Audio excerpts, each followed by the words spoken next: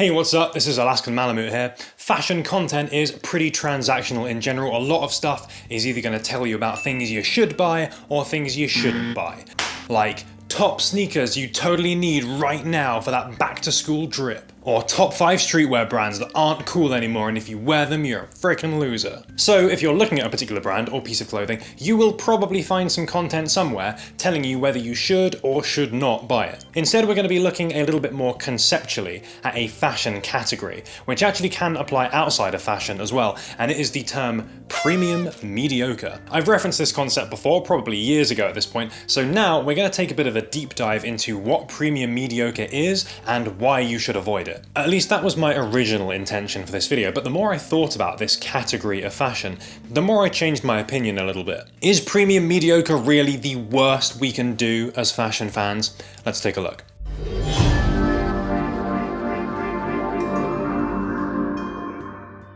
Premium mediocre, also catchily referred to by the portmanteau of premiocre, was originally coined in 2017 in a blog by Venkatesh Rao, and it essentially refers to mediocre goods and services with just that little sprinkling of premium on top. He cites examples like premium economy plane tickets, food that Instagrams better than it tastes, and Starbucks pumpkin spice latte. Yes, you can tell this article was written in 2017. It's boneless luxury, and I bet you're thinking of a bunch of other examples already, so if you got any good ones, definitely put them in the comments. What about fashion though? Well, if this article here from the business of fashion on premium mediocre is to be believed, we're talking Uniqlo cashmere that doesn't feel anything like cashmere at all, Balenciaga baseball hats, and brands like Michael Kors. And you probably don't need me to tell you why these things exist. They offer that taste of luxury, that little bit of premium, in a product which is ultimately run-of-the-mill. And yeah, all in all, this business of fashion article really does paint this stuff in a pretty bad light and effectively conclude that it's a waste of money. Often they come at a price point that's expensive, but not so expensive that only the super rich would buy them, and that makes them all the more tempting, because not that many people are going to go running out to spend $2,000 plus on a Balenciaga coat, but when the baseball hat is a mere $300, that's a lot more manageable, even if it only gets you a fairly regular looking hat. Yes, it's very easy to look at Balenciaga baseball hats and similar kinds of products and think, well, only an idiot would buy that, obviously, because it's just a regular baseball hat with some branding put over the top.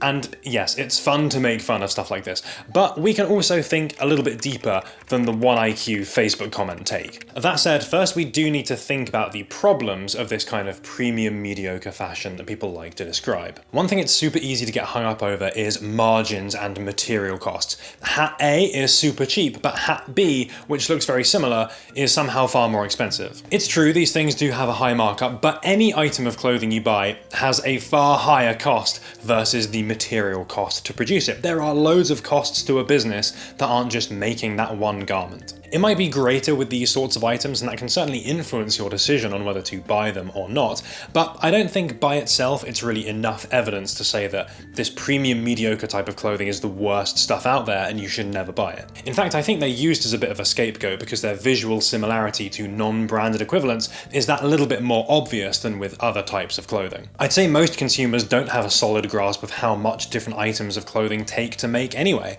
and what differentiates a fast fashion product from a luxury one. As anecdotal evidence, I've seen some pretty wild comments on the channel where people will swear blind that acronym trousers cost $20 to make, despite having no real evidence of course, but you'll never convince them otherwise. A potentially more valid issue of consuming premium mediocre goods is that they are associated with a perceived value or a societal value. The idea that buying premium mediocre clothing is not about the garment itself, it's not about the cut, the details, the construction, the fabric, it's about what it says about you, what it says about the wearer. I'm sure there are some people out there obsessed with the kerning on the Balenciaga logo or the subtle curve of the double G, but for many people it is about that logo brand power. And a lot of premium mediocre goods maximize that logo brand power for the lowest cost. This is something people love to criticize, of course. If you're wearing an item of clothing, a hat, a t-shirt, whatever, with a brand logo proudly on the front, fashion intellectuals of course will say, ha, look at that fool over there. He's clearly just engaging in this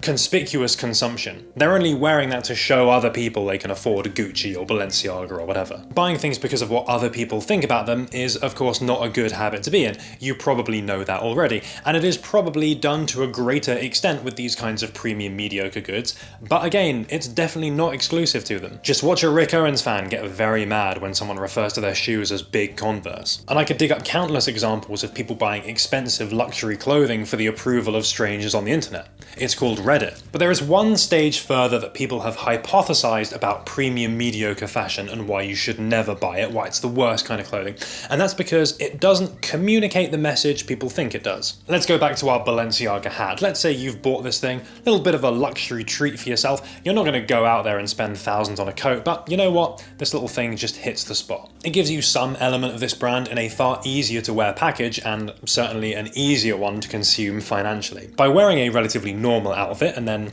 chucking that Balenciaga hat on top, premioca critics will argue that you're not actually communicating that you're a Balenciaga consumer, you're living this amazing luxury life. You're kind of doing the opposite. You're actually showing people, I'm not a regular Balenciaga consumer. This, in fact, is my little piece of luxury, my premium in the mediocre. And ironically, these people will say, if you were wearing a non-branded hat in that scenario, you actually wouldn't be communicating this sort of premium mediocre message. So spending more money on premium mediocre clothing actually might communicate more mediocre than it does premium. I think this too is a flawed argument against premium mediocre, and I will return to it later. Collectively though, this seems to be the furthest that people have thought about premium mediocre fashion.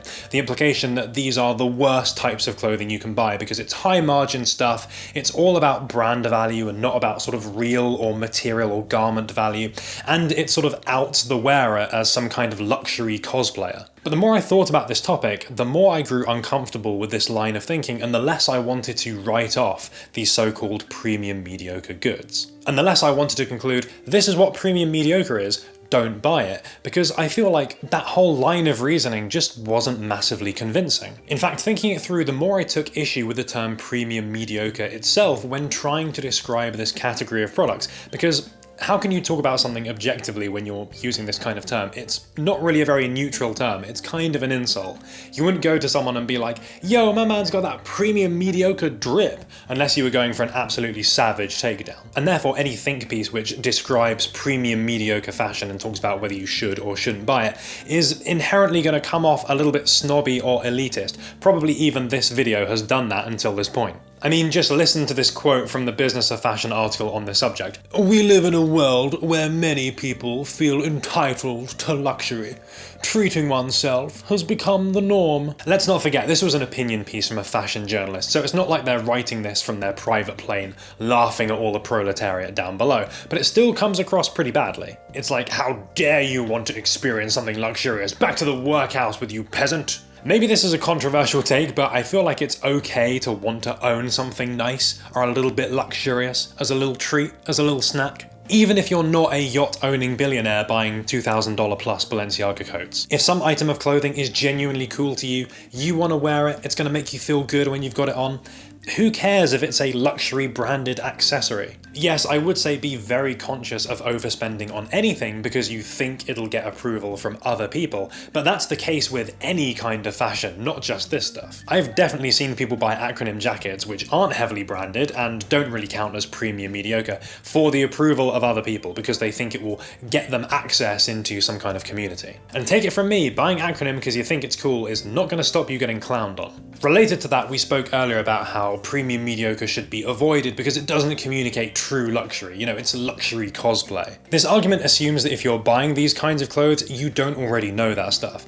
But I'd be willing to bet that if you're invested enough in fashion to be watching this video, you've probably bought clothing that falls into this category before. I certainly have. And you are probably under no illusion that that product represented your ticket into Sigma male grindset lifestyle or represented a true luxury. When we buy this stuff, we know that it's a normal product, just presented in a slightly more premium or a more luxurious way. We're not being deceived here. We're not blind fashion slaves because we know what this stuff is when we buy it or when we wear it. So if none of that deception or whatever is occurring, What's the big problem? I guess in short it comes down to just let people enjoy things, and to be honest that alone is reason enough why premium mediocre fashion might not be the worst thing in the world if people genuinely like it. But there's also this. Everything around premium mediocre rhetoric is based on this idea that it is a luxury or premium facade over something mediocre. The premium part is cosmetic or even fake, but actually I don't think that's true. I actually think products which fall right into this premium mediocre category can still have legitimate premium value. Breaking away from fashion for a sec, premium economy flights are quoted as a particularly juicy example of premium mediocre, as if they're designed to make stupid people believe that they are getting some better experience and paying more for something that is ultimately very mediocre. On a premium economy flight, you do get a similar experience, but you tend to get a bit more legroom for your money. Now, on the relatively rare occasions that I have flown premium economy instead of cattle class, I'm a relatively tall person, I'm about 6'1", so I appreciate that extra legroom. I don't necessarily need all of those luxuries and amazing things that you might get on first class, and no, I couldn't afford them anyway. So that standard experience, but with a bit of extra legroom, that one premium thing, that suits me just fine. That provides a very real benefit. And similarly with fashion, you might not want or need this crazy conceptual first class item of clothing, but a standard item which references something else you think is cool or interesting, maybe that just hits the spot. I actually have the perfect fashion example of this. Fear of God Essentials. This brand, or sub-brand rather, absolutely blew up over the last couple of years. It takes a tiny piece of the Fear of God aesthetic, but applies it to loungewear, extremely well-trodden ground which you could get from almost anywhere. It's premium in its branding and its color palette, but ultimately mediocre in the clothing that you get. These are very standard cuts. It's things that, to some extent, you could find at almost any retailer. And of course, you'll never see a more conceptual mainline Fear of God item under the Essentials brand. And it was basically the lifestyle influencer uniform of choice, a signal that, hey, things are going pretty well for me because I'm wearing this luxury branded tracksuit. I have no doubt that many people bought this stuff because the brand communicates a luxury aesthetic at a price point which is expensive, yes, but much cheaper than luxury brands. This feels like the ultimate premium mediocre brand, baiting people in with that nice luxury branding on a nice standard conventional product. And yet they are also genuinely comfortable, decent quality items of clothing that give people a cohesive selection of basic, easy to wear items. Particularly if you aren't super into fashion, those benefits are very real. And in fact, if you are that kind of person, you might prefer Essentials to mainline Fear of God. Yes, it might be more true luxury, but it's also more daring and ostentatious and a bit more strange aesthetically. It might not fit with a more standard wardrobe. Can you get similar products to Fear of God Essentials cheaper? Yes, of course you can. But if we ride that train right the way to the end of the line, we end up with bargain basement, absolutely terrible quality slave-made clothing, which I think we'd all agree is worth avoiding. And there are brands offering loungewear and basics at a far higher price point to Fear of God Essentials. So yes, it might have a mediocre element in that it's not high concept Fear of God, but it also does have some genuine value because it's not Fear of God. You have to decide at a personal level whether there's value to you in that. In fact, I'd like to take that personal idea one level further. You could certainly argue that premium mediocre fashion is as much about the individual as it is about the product itself. Let's say I love a cold war and I own multiple items over multiple seasons. You know, I'm a big collector, and I decide one season, you know what, I'm going to pick up a logo t-shirt. I'm just going to wear it when I'm doing other stuff. I don't want to be dressing too crazy. Is that a premium mediocre purchase, even though I've essentially bought a logo t-shirt? What about if I've never heard of the brand, but someone else tells me, oh, Cold War, that's going to be the brand of next season, you should get it. And that's the thing that gives me the most a Cold War signifier at the lowest price. Or what if I could buy a nice premium a Cold War item at the end of the season, maybe after I've saved up a bit of money, maybe after something I like goes on sale, but I decide that I want a Cold War right now, so I end up going for the logo t-shirt because that's the amount that I'm willing to commit right now. The same product has different relationships with how much they are a mediocre or a second best kind of item, and how much they're the genuine thing that you really want. And that's kind of where I arrived with all this. I think this premium mediocre category of fashion, and calling things premium mediocre, is an easy boogeyman for fashion fans to point the finger at and be like, you can obviously see this kind of stuff is bad and you shouldn't buy it. And the rationale for doing so is not really any different to other kinds of clothing, just maybe with some of the dials turned up a bit, or with it being a little bit easier to recognize. But that doesn't mean that people can't like them or shouldn't like them, or they can't find genuine value in any of these things. It's just a case of, like anything, asking yourself if it's genuinely something that you want for yourself. So hey, if you want that Balenciaga logo hat, you go right ahead. I will be right behind you. I'm here wearing my Stone Island Shadow Project t-shirt, possibly one of the cheapest things they do, with a massive logo on it. What do you think of the term premium mediocre though? Is it a useful way of talking about stuff, or is it just an elitist method of describing products? And I'd love to hear what you think about these kinds of clothing items yourselves. Have you ever lusted after a Y3 hat? Have you ever loved to own a pair of Gucci socks? Or do you have a total aversion to any and all of that stuff? I'm probably still more on the no than the yes camp myself, in that I don't like to wear that much heavily branded clothing, and that tends to be an area where a lot of this stuff sits. But I'm definitely not averse to buying a small or a basic product from a brand that I like, because I feel like I have an association with that brand, I like what they do, even if that individual product isn't that special compared to some of their other stuff. Thanks for making it all the way to the end of the video. Please give the video a like if you enjoyed it, it does massively help. And I really hope you are all continuing to enjoy this kind of more conceptual fashion discussion stuff. I've got a few more ideas for topics in the bank. We'll talk about those very soon.